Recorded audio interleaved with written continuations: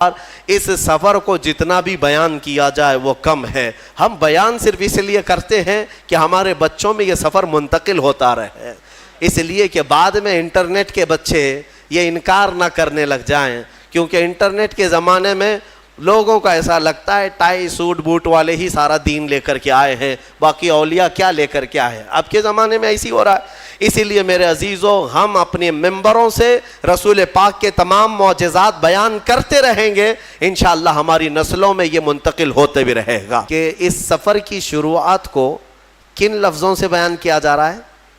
کہاں سے شروع ہو رہا ہے یہ پارہ؟ سبحان الذی. سبحان. جب بھی کوئی اچھی چیز دیکھتے ہیں تو آپ کیا کہتے ہیں؟ ارے آپ کو بولے بغیر آپ نے سبحان اللہ کہا. آپ نعت خانوں کی مجمع میں بیٹھے ہیں تو پھر آخر تک تو ایک تسبیح ہو ہی جاتی ہے آپ کی، سبحان اللہ. تو یہ کسی تعجب کی چیز اور سب سے بہترین اور اچھی چیز محسوس ہو تو سبحان اللہ کہتے ہیں. بلند ہے اللہ کی ذات، پاک ہے اللہ کی ذات. اس سفر کی شروعات سبحان سے ہو رہی ہے. اس کی وجہ بتاتے ہوئے ایک نفیس نقطہ بیان کرتے ہیں. ہوتا یہ ہے کہ جب ہمارے گھروں میں کوئی دولہا بنے، ہمارے بیٹے کی شادی ہو، آپ کے بیٹے کی شادی ہو، تو جب دولہا بنایا جاتا ہے تو گھر میں اس کو سجایا جاتا ہے، جوڑا پہنایا جاتا ہے، پھر اس کو صحرا پہنائے، عمامہ پہنائے، اور اس کے بعد پھر اس کو گھوڑے پر سوار کرتے ہیں. اور جیسی ہی دولہا گھوڑے پر سوار ہو کہ گھوڑی پر سوار ہو یا اب کے زمانے میں کار میں سوار ہو، جب بارات کے لیے جا رہا ہو، بارات اس کی جا رہی ہو اپنے نکاح خانے کی طرف، تب جیسی ہی دولہا سوار ہوتا ہے تو گھر کے جو بڑے ہوتے ہیں نا، ماں باپ بھائی بہن یا جو بھی گھر میں بڑے ہوں، وہ آتے ہیں صدقہ اتارتے ہیں.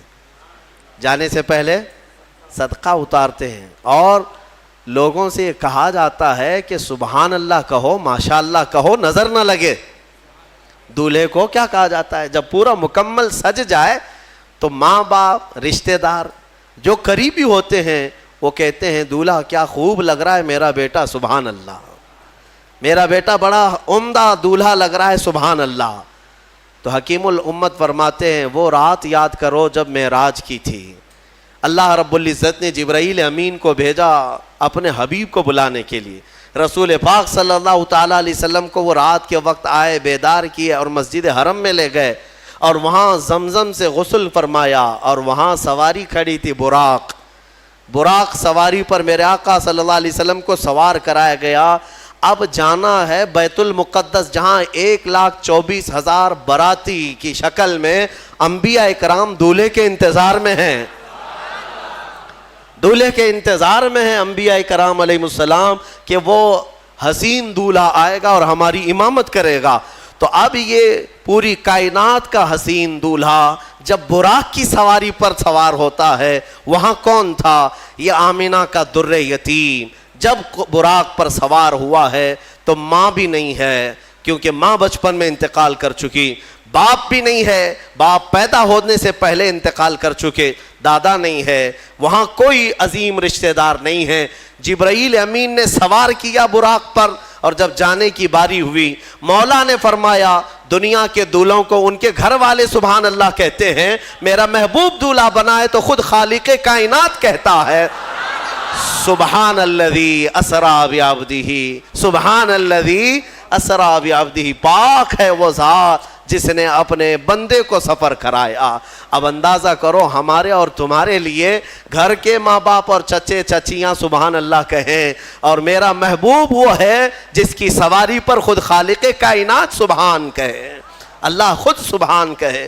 عزیزان گرامی وقار، اس سفر کو جتنا بھی بیان کیا جائے وہ کم ہے. ہم بیان صرف اس لیے کرتے ہیں کہ ہمارے بچوں میں یہ سفر منتقل ہوتا رہے، اس لیے کہ بعد میں انٹرنیٹ کے بچے یہ انکار نہ کرنے لگ جائیں، کیونکہ انٹرنیٹ کے زمانے میں لوگوں کا ایسا لگتا ہے ٹائی سوٹ بوٹ والے ہی سارا دین لے کر کے آئے ہیں، باقی اولیاء کیا لے کر کے آئے ہیں. اب کے زمانے میں ایسی ہو رہا ہے. اسی لیے میرے عزیزوں، ہم اپنے ممبروں سے رسول پاک کے تمام معجزات بیان کرتے رہیں گے، انشاءاللہ ہماری نسلوں میں یہ منتقل ہوتے بھی رہے گا.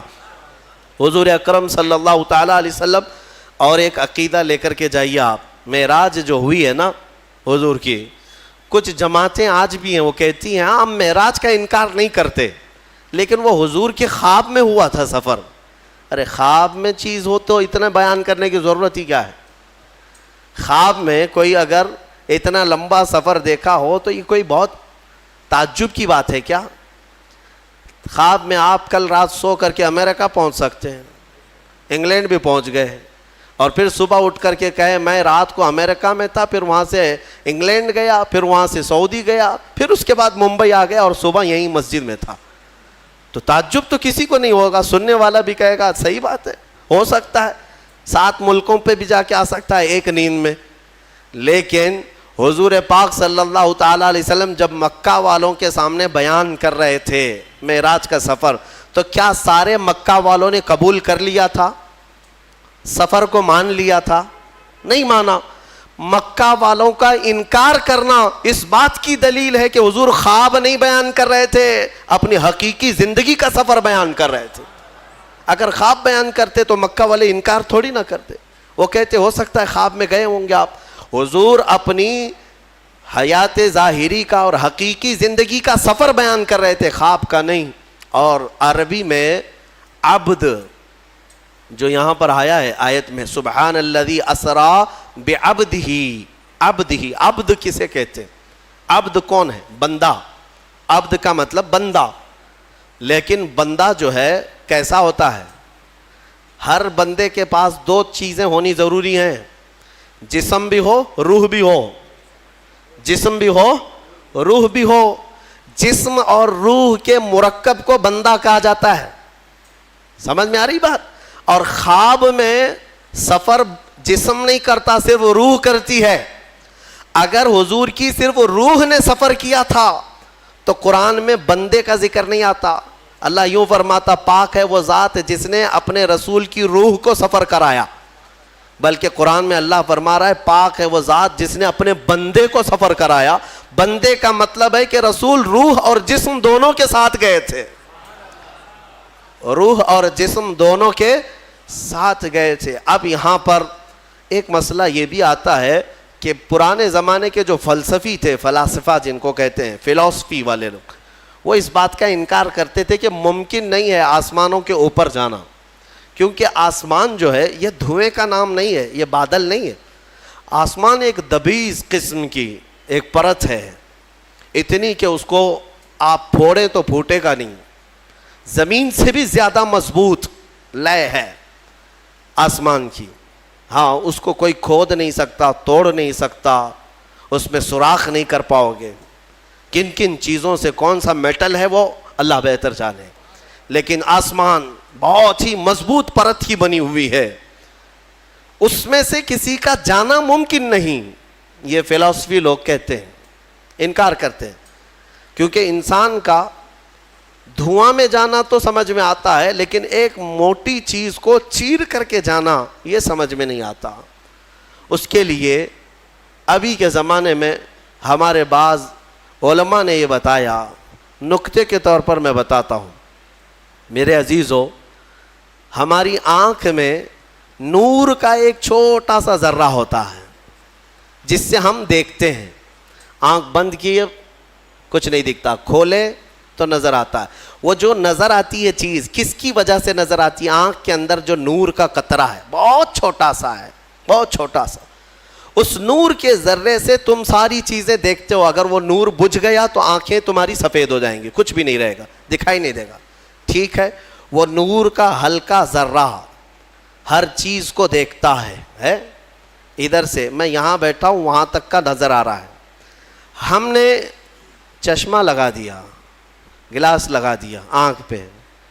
اب یہ نور کا جو ذرہ ہے، کیا یہ شیشہ پھاڑ کر کے جا رہا ہے باہر؟ شیشہ جیسا کا ہے ویسا ہی ہے، لیکن نور کا ذرہ ادھر سے ادھر جا رہا ہے، کیونکہ نور کے لیے پھاڑنا ضروری نہیں. اب آنکھوں کے اندر موجود ایک ہلکا ذرہ شیشے کو بغیر پھاڑے دور تک جا سکتا ہے، تو جو سراپا نور ہے وہ آسمانوں کا سفر بغیر پھاڑے کیوں نہیں جا سکتے؟ ہاں، لیکن ساتھ میں روایتیں ہیں کہ آسمانوں کے دروازے ہیں جو میرے مصطفیٰ کریم کے لیے اس رات کھولے گئے تھے. عزیزان گرامی، رسول کریم صلی اللہ تعالیٰ علیہ وسلم کے سفر کے بارے میں زیادہ الجھنوں کے شکار ہونے والے گمراہ ہو جاتے ہیں، کیونکہ وہ رسول کا معجزہ ہے، میرے آقا کا معجزہ ہے۔ بہت زیادہ سمجھنے کی کوشش کرنے کے لیے لوگ پتہ نہیں کیا کیا ادھر ادھر کی تک بندیاں لاتے ہیں۔ میں اعلیٰ حضرت کا ایک شعر پڑھ دیتا ہوں جس میں پورا سفر معراج تمہیں سمجھ میں آ جائے۔ حضور پاک صلی اللہ تعالیٰ علیہ وسلم کا سارا سفر اگر سمجھنا ہے تو ایک شعر، اس شعر سے پہلے یہ بھی سننا ہوگا۔ فرماتے ہیں وہ سرور کشور رسالت جو عرش پر جلوگر ہوئے تھے، نئے نرالے طرب کے سامان عرب کے مہمان کے لیے تھے۔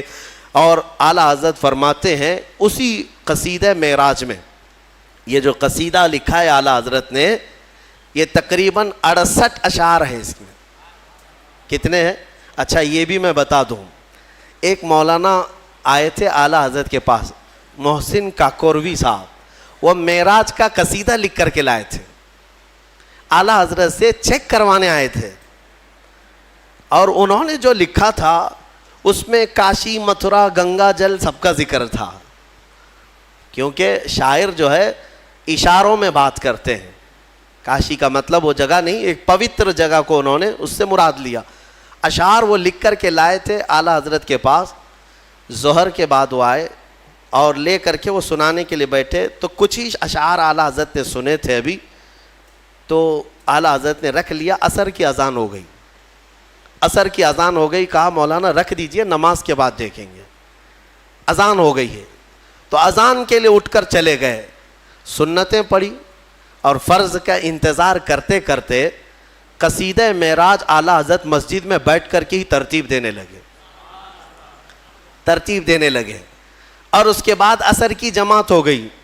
عصر کی نماز کے بعد آئے، کاکوروی صاحب سے کہا آپ کا رکھیے اور یہ میرا پڑھیے، تو انہوں نے اٹھایا، کہا پڑھتے رہے، ایک شعر، دو شعر، تین شعر، چار شعر، میرے عزیزو 200 سے زیادہ الفاظ اس میں موجود، 68 اشعار صرف عصر کی سنت اور فرض کے بیچ میں لکھ کر کے پورے قصیدہ معراج کو بیان کر دیا۔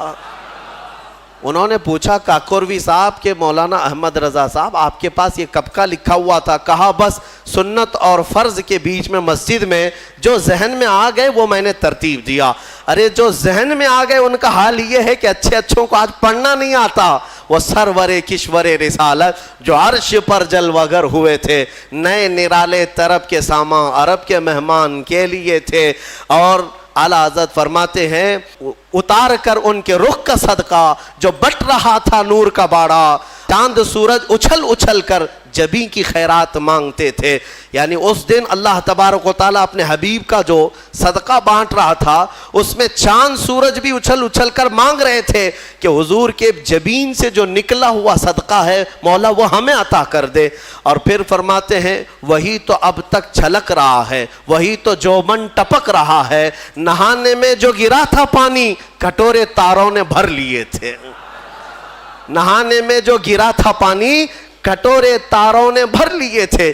اب یہ قصیدہ بڑا لمبا ہے، میں جو کہنے جا رہا تھا وہ ایک ہی شعر میں سارا معراج کا سفر سمجھ میں آ جائے گا۔ اعلیٰ حضرت فرماتے ہیں وہی ہے اول، وہی ہے آخر، وہی ہے ظاہر، وہی ہے باطن۔ حضور کے لیے توجہ چاہتا ہوں، کیا الفاظ ہیں، وہی ہے اول، وہی ہے آخر، وہی ہے ظاہر، وہی ہے باطن، اسی کے جلوے اسی سے ملنے اسی سے اس کی طرف گئے تھے۔ یہ ہے معراج کا سفر۔ کیا ہے؟ 4 چیزیں اس میں ایک ہی مصرے میں بیان کر دیا، اسی کے جلوے اسی سے ملنے اسی سے اس کی طرف گئے تھے۔ بس یہی ہے، یہ جو معراج کا سفر ہے تم حضور کی طرف دیکھ رہے ہو، حقیقت میں یہ رب کے جلوے، اسی کے جلوے، رب کے جلوے اسی سے ملنے گئے، اور اسی سے مطلب اس کی ہی طاقت سے، اور کہاں گئے؟ اسی کی طرف گئے۔ اب اس میں پورا سفر سمجھ میں آ گیا۔ رب ذوالجلال خود اپنے نور کو اپنے پاس بلا رہا ہے، تو اس کے لیے نہ وقت کی ضرورت ہے، نہ سما، نہ کیف، نہ یہ مکان، نہ زمین، کسی چیز کی حاجت نہیں۔ بہرحال ان گتھیوں کو سلجھانے کے لیے ضرورت نہیں ہے کہ آپ واٹس اپ اور فیس بک اور دیگر انسٹا کے مناظرین سے سنیں. جب بھی سفر معراج سننا ہو تو عاشقان رسول سے سنا کریں. اعلیٰ حضرت رضی اللہ تعالیٰ عنہ کے کلام پڑھیں، آپ کو سمجھ میں آ جائے گا. یہ قصیدہ معراج، یہ معراج کا جو سفر ہے یہ سورۃ الاسراء میں بیان ہوا.